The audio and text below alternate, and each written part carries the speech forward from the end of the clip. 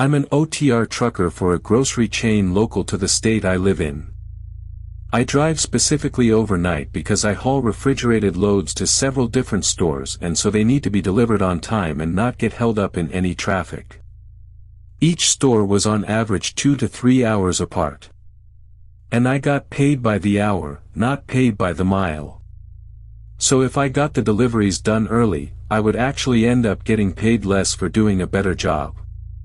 Doesn't make any sense. And a lot of the other truckers at the company joke about it, too. But it is what it is. Just meant we didn't have to rush ourselves, I guess.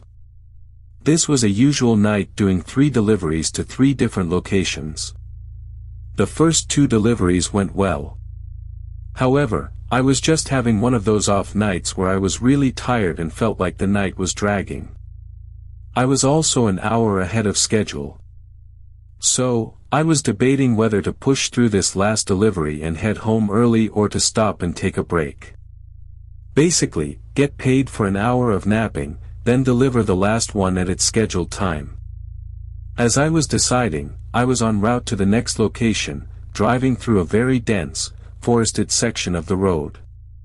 It was empty, just like every night I drove on it.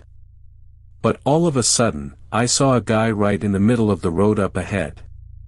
I noticed him soon enough to not need to slam on my brakes, but I was going pretty fast, so the stop wasn't too smooth either. The man in the road looked really strange. Not hurt or like a hitchhiker, or really showed any reason for why he was out here in the middle of a barren road. Even after I stopped, the guy didn't move. He just stayed standing there. After a second, I realized I was crazy for even stopping and had a bad feeling about it. So, probably just 10 seconds after stopping, I put it back in drive and passed him in the other lane. I kept checking my mirrors as I got further away, and the guy still didn't seem to have moved. A minute further down the road, I passed by a car that was parked on the shoulder. I made the connection that it had to have belonged to that weird guy in the road. But what didn't make much sense was that all of the doors were open. Like all 4 doors fully wide open. It seemed all too weird to be just some guy stranded. And at least to me, it kind of felt like a trap. Although I didn't have anything else to really go off of. Maybe he had opened all the doors to get people's attention. Whatever it was, it confused the hell out of me, and I knew I had no chance of figuring out any reason for it. So, I stopped thinking much of it a few minutes after passing by. After that very strange encounter, I ended up making up my mind that I was going to take a break at wherever the next gas station or rest stop was along the route. Better to be safe and not let myself get too sleepy, and I'd be getting paid for it anyway, so it felt like a no-brainer. About 10 miles down the road, I pulled into a gas station. I had been along this route many times, but never stopped at this one before because it was older, always had the building closed at night, and just seemed less lively. It never seemed to have any other truckers stopping there. This night was no different. The gas station part was empty, and the large semi-truck parking area behind it was empty, too. I pulled into a spot, did one last glance around this almost abandoned feeling gas station, then set an alarm for 40 minutes, and laid back in my seat. I woke up what felt like a while later, but my alarm was going off, so I guess it really was only 40 minutes later. My eyes just barely opened enough for me to reach over and turn off the alarm. Though, when my eyes fully opened, I immediately got chills. There was a car parked directly in front of my truck. Its headlights were on and all the doors were wide open. It was that same car from the side of the road. I started swiveling my head all around, looking all over the parking lot and checking my mirrors, but it was dead silent. There was nothing in the parking lot and nothing in my mirrors. I sat there frozen, scared, because clearly something should be wrong. But it was almost like somehow nothing was, which almost made it even more unnerving. Where did the people from this car go? And what the hell was up with all the doors being open? After a minute, I put the truck in drive, backed away, and left the gas station. I thought about it for the last hour of the drive to the last location and still had no theories for what that was. It happened just 2 months ago from when I'm writing this, and I still can't think of anything. Hopefully someone else might be able to give me some sort of idea as to what that was. As far as I've seen over these last 2 months, neither the guy in the road or the car have shown up on any of my routes. I work for a moving company that primarily does cross-country large-scale moves. I don't do any of the actual lifting though. I'm just the truck driver. This move was from Boston to a smaller city in California. Pretty much as far of a drive as possible. The nice part about long drives like this was that I could really schedule out the drive however I wanted. I just had to be at the destination on time. For this move, most of the East Coast part of the drive was fine. The western half of the states is where it gets really boring and empty. Long stretches of road with bigger gaps between refill stations and rest stops. I think it was around 9:30 when I had to use the restroom and pulled off at a small rest stop along the highway. There was no one else there in the car parking or truck parking. I parked, reorganized some things in the cab, then got out. Outside it was very quiet. No one was even passing by on the road. It was just a dead area on the highway. I was pretty used to it though. I walked into the building and used the bathroom. But while in there, I heard something outside. Not like a nature sound, but it sounded like a heavy thud, almost metallic. A minute later, I walked out and immediately saw no one was there. It was still just my truck in the parking lot. It was also just as quiet as it was when I'd walked in. I did a quick walk around of the truck to make sure everything was good, but not seeing anything, I just got back in and continued with the drive. I don't know what I thought I'd heard, but I assumed it was nothing. I drove for another few hours before my tank was starting to run low, and I ended up at a gas station to fill up. While it was pumping, I started to feel the sleepiness kicking in and thought about just staying there for the night. It was already around midnight and I'd driven more than enough for the day. Although I'm not entirely sure why, but I chose not to stay there and to instead go to the next rest stop. It was another half hour down the highway. During those 30 minutes, I got much more sleepy and tired and was really looking forward to just getting there and passing out. It was very late and no other vehicles were driving anymore. Felt like I was completely alone on the road. Finally, I saw the rest stop and pulled in. This rest area was separated between the car and truck parking sections. I could see through the trees that there were some cars on the other side, but the truck area was completely empty. I didn't mind being alone. I parked, turned on the AC, and got in the small sleeper section of the cab to lay down for the night. What I'd say was likely 2 hours later into the night, I woke up to a thump. It was loud, and I could actually feel the thump vibrating through the body of the truck. I sat up and fumbled into the front seat, thinking someone might be trying to break in or something. But when I checked around, I didn't see anyone. After a second, I wondered if something in the back might have just fallen over somehow. And I'm not even kidding when I say that the moment I thought that, I heard another thump behind me. This time, I was sure it was from inside the trailer. I got out and walked around the truck to the latches at the back. The tamper clip was still sealed and it was all locked up like it should have been. It came through my mind that maybe I was going crazy, but something else in me told me that this was not something to ignore. I took off the clip, unlocked the doors, and opened them. Right when I did, I heard something move inside, some boxes or stuff shift around. I felt a rush of adrenaline, like I knew this was way worse than I initially thought. I pulled myself up and stepped into the trailer. It was dark with boxes and wrapped up furniture densely packed through pretty much the whole thing. Stuff had definitely shifted around, but I couldn't tell if it was just from driving or not. I walked around a couple boxes and tried to get a view all the way down to the end. Again, it was nearly pitch black.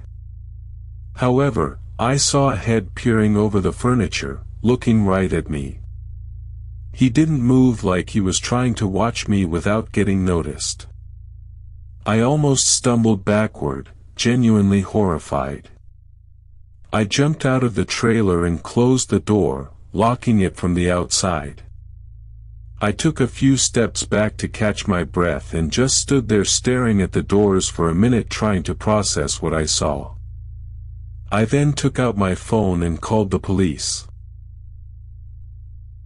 Obviously, this was very creepy, especially to have experienced at a rest stop along a very isolated highway. But everything afterward made it even more disturbing. The man inside the trailer didn't seem to move or try to escape while I waited 35 minutes for an officer. Maybe he didn't know I saw him, but the officers did eventually go in there and drag him out. They found that the guy wasn't just hitching a ride. He had a stash of food and water as well as a gun.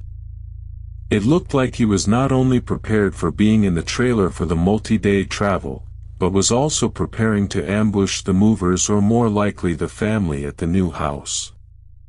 Nobody really has any idea when he got inside the trailer or even why he was trying to do this. The family said they had never seen the guy before.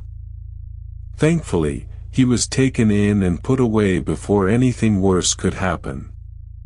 Really makes me think of what could have gone down if I didn't find him, or if I had decided to try and confront him myself after I found him. I was driving on a several-day delivery route through the Midwest.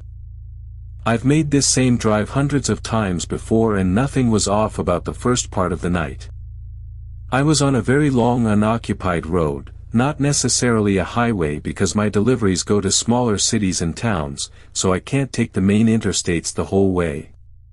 Most of the road was empty plains with long fields of nothing for as far as you could see. It was on this road, literally in the middle of nowhere, that very suddenly I felt something off with the truck. The road noise got really loud and it began shaking. I immediately pulled off to the side and shut the engine off. It was so sudden I didn't even have much time to think about what it even could have been. I sat there for a moment, hoping this wasn't anything too bad.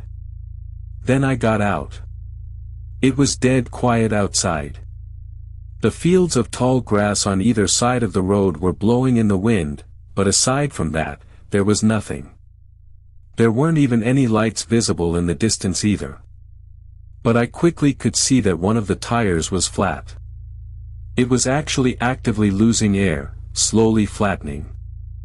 I was so focused on that one tire, though, it took me another couple minutes to realize that it wasn't the only one. Of the 18 wheels, 6 were flat. I had never even heard of something like this happening. It was almost what I'd expect from running over a spike strip or something because of how quickly it happened and that it did damage to so many tires. Should go without saying that I didn't have any way to fix this on my own. So, I pretty quickly got my phone out and called for roadside assistance. Stuff like this is really infuriating as a trucker because it's just a big waste of time that I don't get paid for. Of course, being so far out in the country, assistance was about 2 hours away, and that was just the estimate they gave me.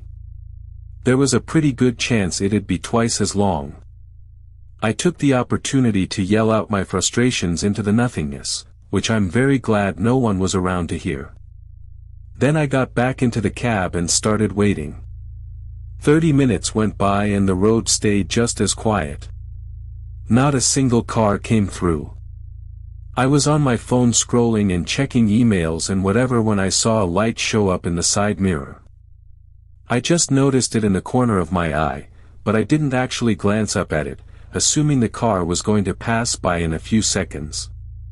About a minute later though, I suddenly looked up from my phone, realizing the car never passed me. But in my mirror, it was empty.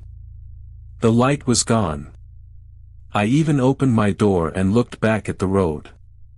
There was nowhere to turn around on the single-lane road and no reason to either.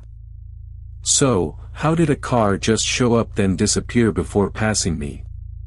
I wasn't scared by it, but more just thought it was kind of freaky, because I was stranded on a desolate road. I rubbed my eyes and grabbed an energy drink from behind the seat, then got out to get some fresh air. I walked around to the side of the truck that was along the grassy field, leaning up against it and just waiting some more. I was only out there for 10 minutes trying to keep my eyes open when I heard the grass move. Not like wind blowing it around like it had been all night, but like something moving in the grass. It triggered something in my head that got me to stand up straight and look wide-eyed at the field, but I didn't see anything. And then 15 seconds later, a voice suddenly called out from the other side of the truck. Scared the hell out of me. There was a guy on the road at the back of the trailer looking around the truck at me and asking if I was all right. I was immediately put off by the fact I did not see a car behind him. So, how was he out here? He started to walk up to me. The man looked mid-40s with a gray beard and very, very tired. Something about his look was just unsettling and creepy. He asked me about the breakdown and if I was good. I said I was fine and that help should be here in any minute, lying in hopes the guy would leave. Even if he had good intentions, there was nothing he could do anyway. But weirdly, he kept asking questions and wouldn't leave. I also noticed his eyes kept darting back and forth, looking at me, then at the field next to us. It was then that I felt very threatened and uneasy and knew I needed to get back inside the truck. I keep a concealed carry between my driver and passenger seat, so being inside was much safer in case I needed to protect myself. I started walking around the truck, and the guy followed me. Felt like he was trying to keep me from getting in. However, once I was around to the driver's side and got into the driver's seat, I didn't see him. He had stopped talking and wasn't at my door. It was suddenly dead quiet again. I looked out both mirrors and he wasn't along the side of the truck and again with no cars around. That means the only place he could have gone was into the field of grass. The more I thought about it, I got really freaked out and unholstered my piece, keeping it in my hand for the next 2 hours. Finally, when assistance came, we got everything situated and I was eventually able to get out of there. I actually talked to the maintenance guy about the weird encounter. And he said he also had something really weird happen to him on this road as well. He said just a few months ago he had gotten a similar call to mine from a young man driving on this road and saying that all of a sudden his tires popped. It took the maintenance guy about an hour and a half to get there.